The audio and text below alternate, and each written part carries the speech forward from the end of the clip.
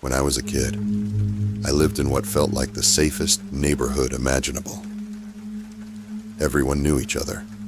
Neighbors were either friends or relatives of friends. And being the late 80s, kids had the freedom to roam and play as long as we were back before dinner.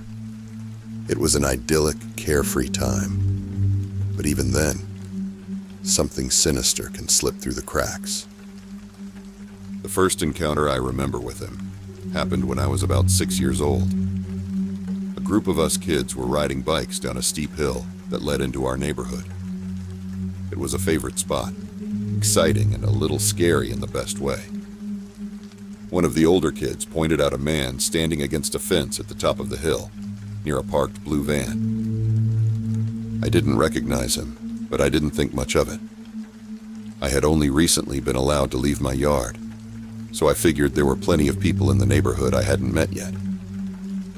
For some reason, we all went over to him. Maybe it was curiosity, or maybe we just wanted to see who he was. I followed along. I'd been told to stay with the group, after all. I don't remember much about his appearance, just that he seemed to focus all his attention on me. Even after the older kids lost interest and went back to riding their bikes, he stayed and kept talking to me. He asked my age, and when I told him, he smiled in a way I didn't like and said I looked much older. 12, maybe 13. At 6 years old, I wasn't flattered. I felt confused, maybe a little insulted. I didn't look older. How could I?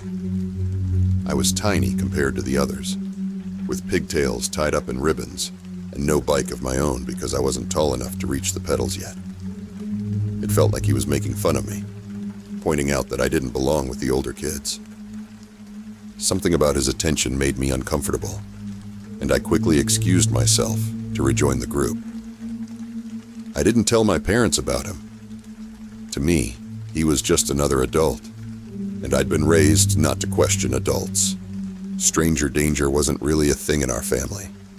3 years later, that encounter was buried so deep in my memory, it might as well have never happened. It was Christmas, and I was 9 years old.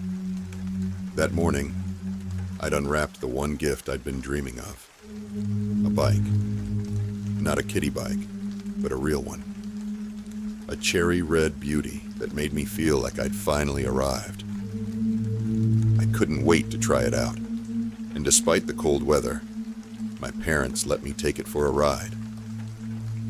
I headed straight for the hill. It was Christmas morning, so the streets were deserted, and no one was around to join me. That didn't bother me. I was having the time of my life. For about 20 minutes, I rocketed down the hill again and again, even wiping out once and skinning my palms. But I didn't care. Then I started to notice it. A blue van drove by, slowly. I thought it was odd, but nothing too alarming. Then it passed again, and again. 3 times in total, each time moving deliberately down the road, just past the drive into our neighborhood. A chill ran down my spine. It wasn't from the cold. It was something else, something primal. I had the distinct, unsettling feeling that someone was watching me. It wasn't a sensation I'd ever experienced before, but it was unmistakable. It was the kind of feeling that sets off an ancient alarm deep inside, warning you you're being hunted. Somehow, I managed to keep my cool. I kept riding, pretending not to notice as the van passed by again and again, each time slower than the last. I counted at least a dozen passes before it finally disappeared behind some trees. The second it was out of sight, I bolted. I flew down the hill, using gravity and every ounce of strength in my legs to propel me toward home. My house was the very last one on the street, but I didn't stop until I hit the yard. I ditched my brand new bike in the grass and ran inside, slamming the door behind me. Only then did I feel the full weight of the fear coursing through me. I was safe. but I couldn't shake the feeling that I'd narrowly escaped something terrible.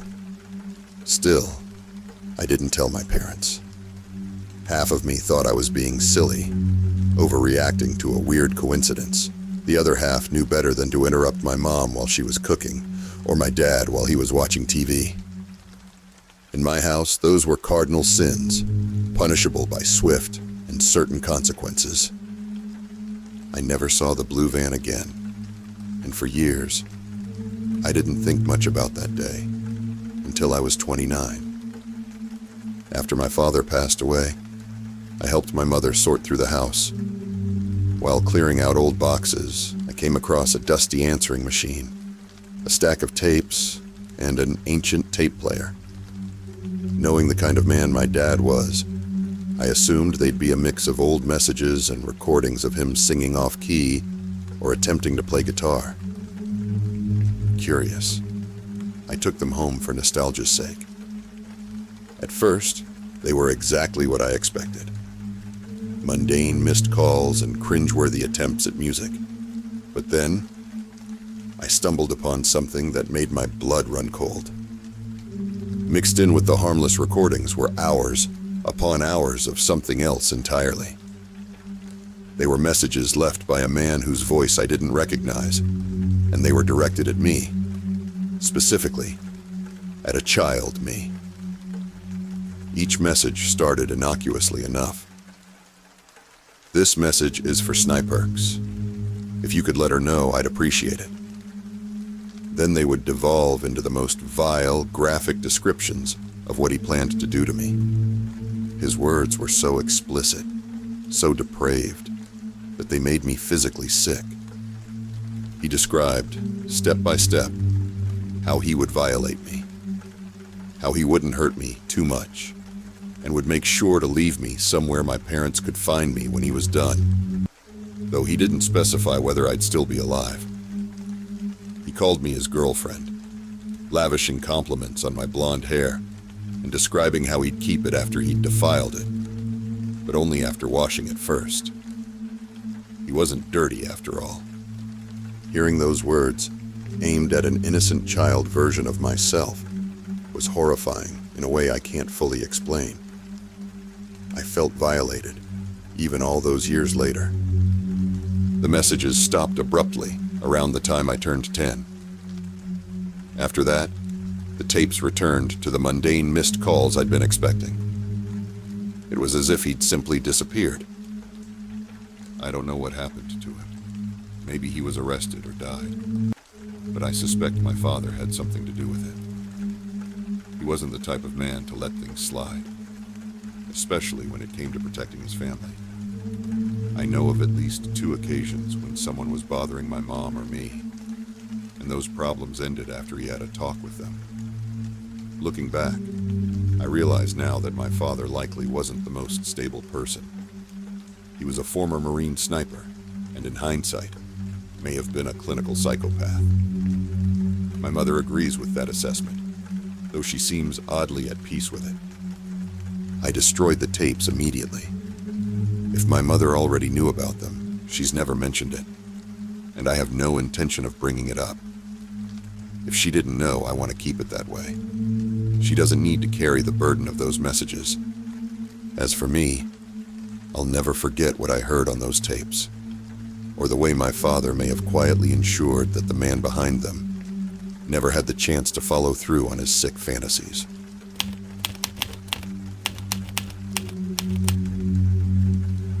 These events happened when I was a child, between the ages of 8 and 10.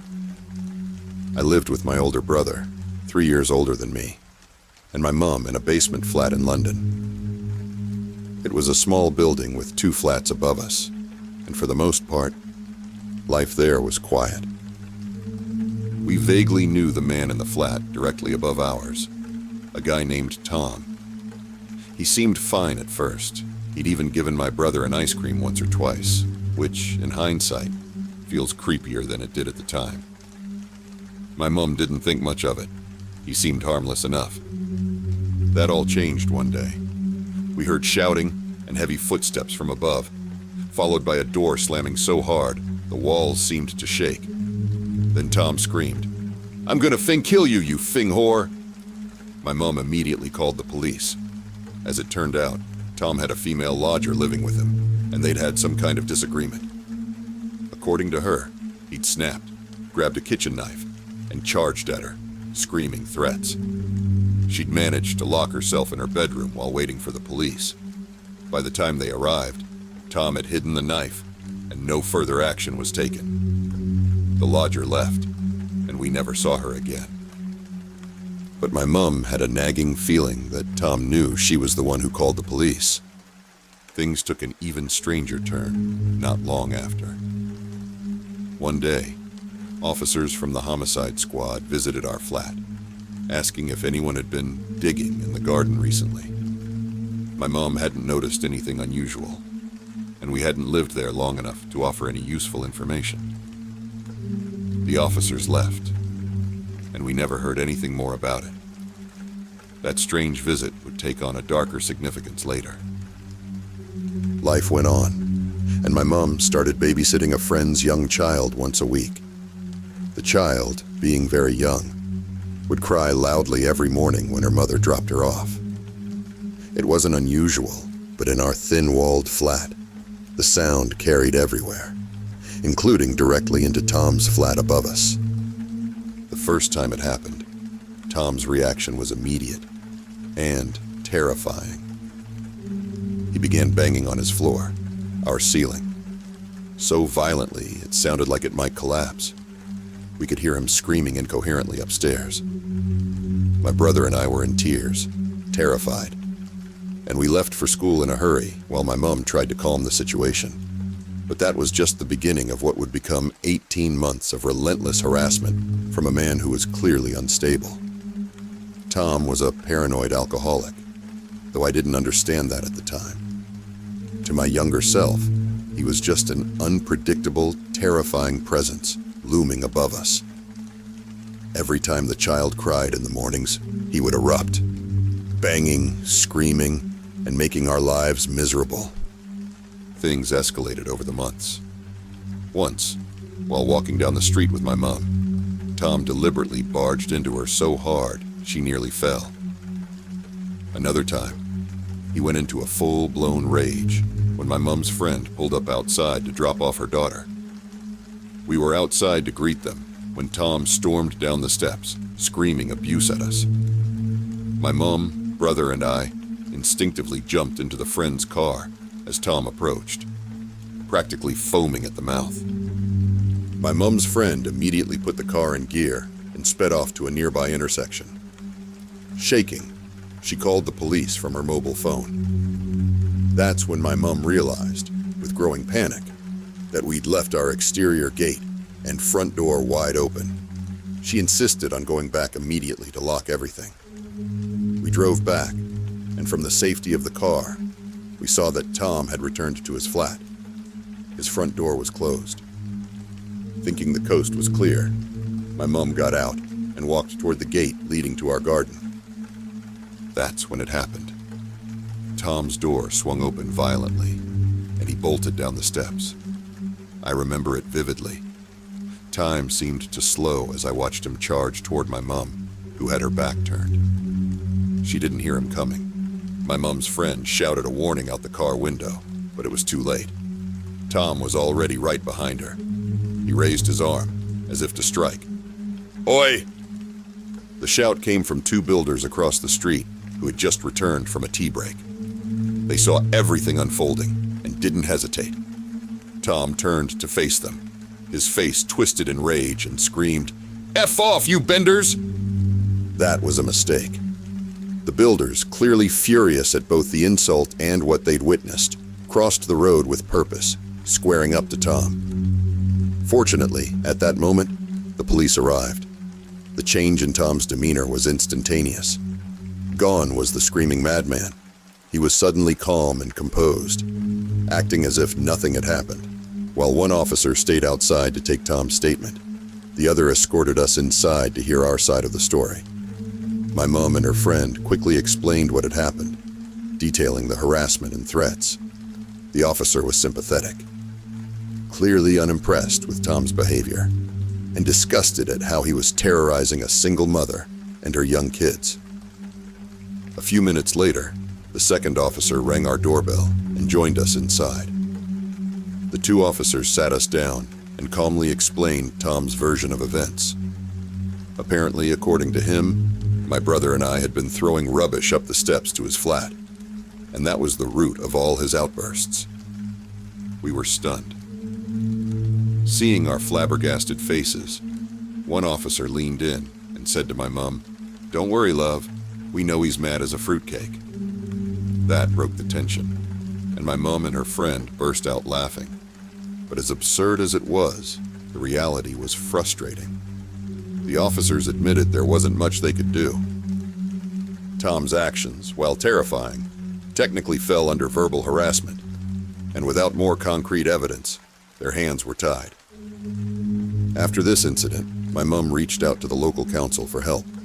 Since both our flat and Tom's were council properties, she hoped they might intervene. The council advised her to document every incident moving forward, so she did, meticulously. For the next 12 months, she recorded every insult, every threat, every outburst. There were countless incidents, each as unhinged as the last. One Christmas morning stands out. We had my grandfather over, and the house was alive with the usual chaos of excited kids and festive noise. A Christmas music compilation CD played in the background, adding to the cheerful clamor. Then, true to form, Tom erupted. He started banging on the ceiling and screaming, then rang our doorbell. By this point, we weren't taking any chances, so my mom called the police immediately. My grandfather, bless him, decided to answer the door in the meantime.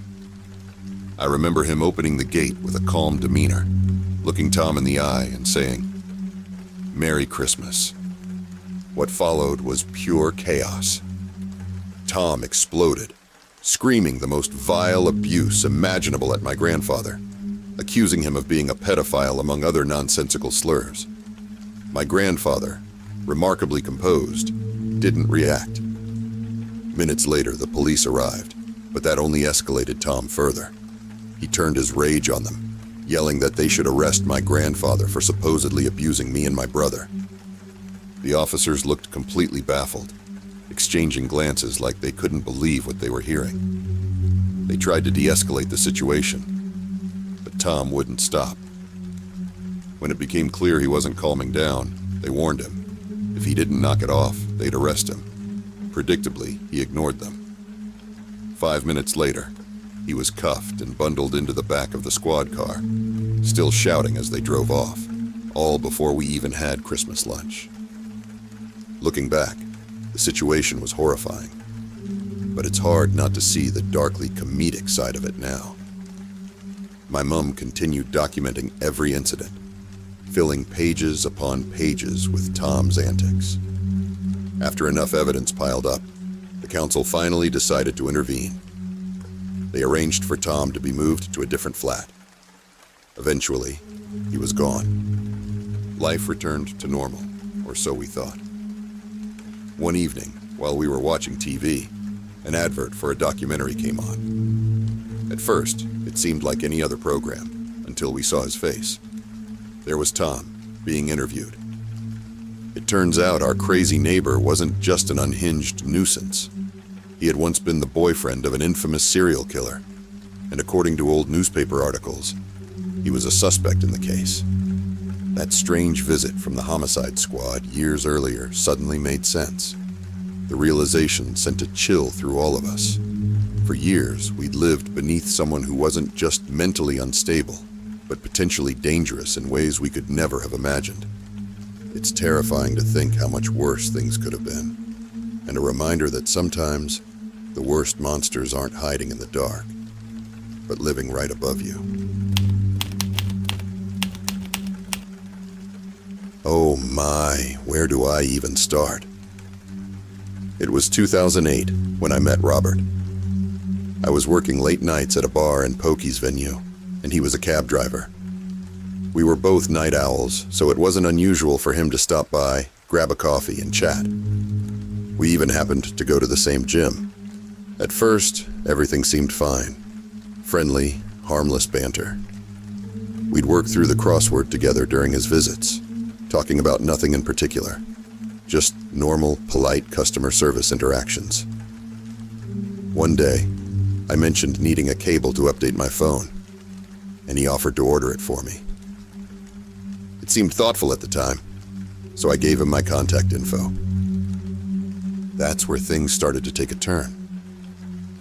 One night, I offered to give him a ride home after work.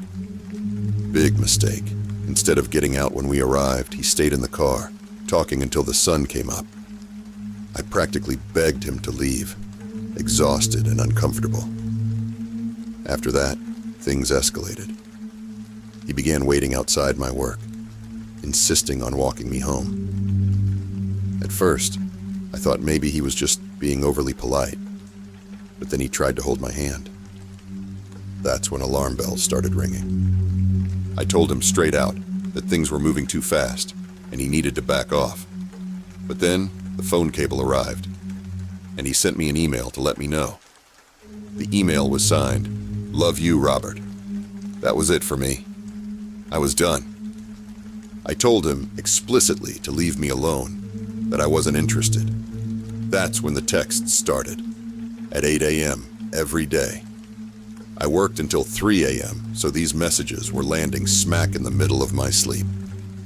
They ranged from threats about going to my boss, to desperate pleas for forgiveness, to clumsy attempts at reverse psychology. I'd had enough. I informed my management about what was happening, just in case. Robert didn't stop. He kept texting and showing up at work. Instead of doing the crossword in the paper like he used to, he started scrawling pleading messages across it and leaving it behind for me to find. It was relentless. He even altered his workout schedule at the gym to match mine, showing up to every class I attended. One day, while I was walking into town, he conveniently happened to pull up in his cab and offer me a ride. I refused and told him outright, "I feel like I'm being stalked. Leave me alone." He didn't take it well. Robert went so far as to complain to my boss about me. Thankfully, my boss was on my side and told him he couldn't come back. Things reached a boiling point at the gym when he showed up to one of my regular classes. I snapped and yelled at him in front of everyone. An off-duty cop who happened to be there stepped in and suggested I file for a restraining order. So I did. That marked the last time I willingly spoke to Robert. I had already stopped responding to his texts and emails by then, but he was shocked when he found out about the restraining order. His lawyer started sending me conflicting letters. Sometimes they claimed Robert wanted to contest the order. Other times they hinted at apologies. The back and forth was exhausting, but eventually we ended up in court. It was one of the most stressful experiences of my life. I wasn't granted the restraining order, but the judge ruled that Robert wasn't allowed to return to my workplace for a year. For a while, I avoided gym classes altogether, partly because my work schedule changed, and partly because I just couldn't handle seeing him anymore. Even then, Robert found ways to make me uncomfortable. He'd come into the gym and use the machine right next to me, pretending like everything was normal. I searched extensively for him on Facebook, hoping to block him preemptively, but I couldn't find his profile. I tightened my privacy settings to the maximum and tried to push it out of my mind. Exactly 366 days after the judge's ruling, Robert showed up at my work again. My manager told him to leave, explaining that even though the ruling had expired, management still had the right to refuse service to anyone. He ran back to his lawyer, threatening to sue. Eventually, an agreement was reached. He could come into the venue, but was prohibited from entering the section I worked in. If he breached that agreement, he'd be barred again.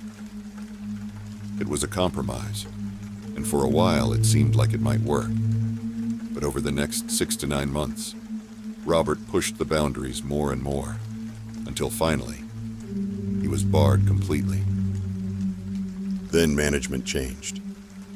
With the change in management, Robert found his way back into the venue, slipping into the previous "stay away from her and you can come in" arrangement. With many of the frontline staff now unfamiliar with his history, it was easy for him to push boundaries again.